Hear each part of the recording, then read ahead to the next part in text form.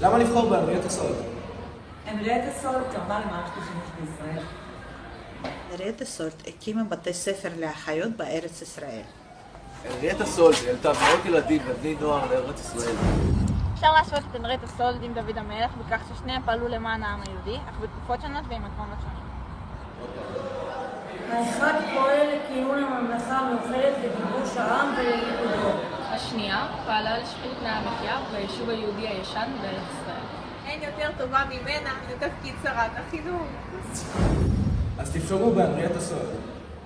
הצביעו הנריאטה סולד. אז תצביעו הנריאטה סולד! אז הצביעו הנריאטה סולד!